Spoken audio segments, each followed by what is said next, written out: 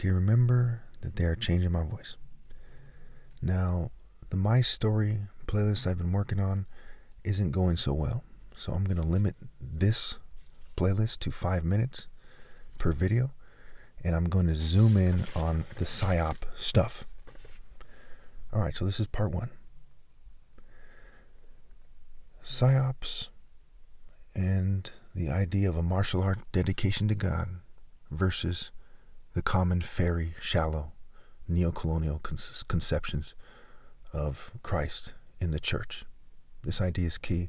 We'll revisit later. Point number 1. To the mature adult, what is the best way to overkill that the Igbo African falcon martial art order is superior? It is to pretend that they aren't. Think about that very carefully. Pause it if you have to. Okay, point number 2. They tried to make it so I was gay early on.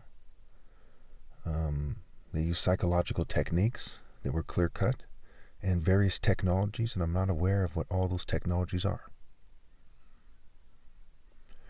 I've definitely never been attracted to males. I was not gay, I am not gay, and I will never be gay.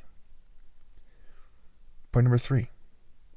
Italians and Jews lived next door, though the Italians were nice, okay, they were also suspicious. And when I say Jews lived next door, they were like Mossad agent looking people, right? They had black hair, they were shorter, they looked like Jews. I can't say with a certainty that they're Jews because of the controversy of what a Jew is, but I can say that they very much seemed like that. And they were very much government people, and they had made it clear to me when I was younger that I wasn't supposed to trick or treat there and stuff like that, and it strongly suggested they were government people to the point where I'm satisfied that they weren't. Okay. Point number 4. So point number 4, I had a biker's girlfriend as a babysitter, and bikers who may or may not have been affiliated to her at one point, harassed my mother and I and my brothers on the road. They were banging on the vehicle and kind of making noise and howling in a way that was more than just youthful exuberance. It was clearly targeting when you put it into context, into the greater context of the events that have occurred. Okay. Point number 5. Gangstalker types would harass me at times at arcades. Okay, just maybe once or twice come to mind. And they were also kind of racist white rocker types. And it clearly resembled frat harassment and things of that nature. They zoomed in on me, for example. One of them said, okay, you guys are spoiled because we had lots of quarters to play with. They didn't know if my dad was a brain surgeon or not. Keep in mind, this is in Almaden, where there's tons of rich people that live in that greater area.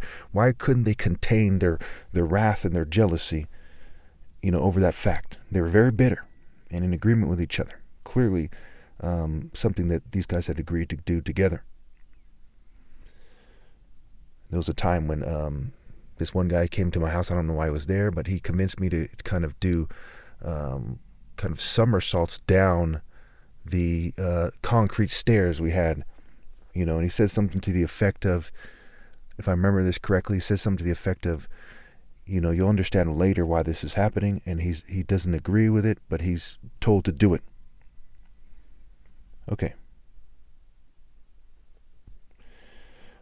Point number 6 is I was spanked hard by my father growing up, and my mother spanked me at times too, and I do not think it was abuse, but it factored in, right? And we'll get to that. Almost out of time in this video. We'll get to that in part 2. Okay. So I'm going to end this by saying we went to a ranch with horses. There was a kid named John who, we got in some kind of tussle, some kind of disagreement, and he ended up calling me the N-word, and it was very embarrassing when I had explained when it occurred, why we were angry at each other in the vehicle, and so on and so forth. This will factor in as you see that this is something that occurs again and again. Note the patterns that we're going to touch on.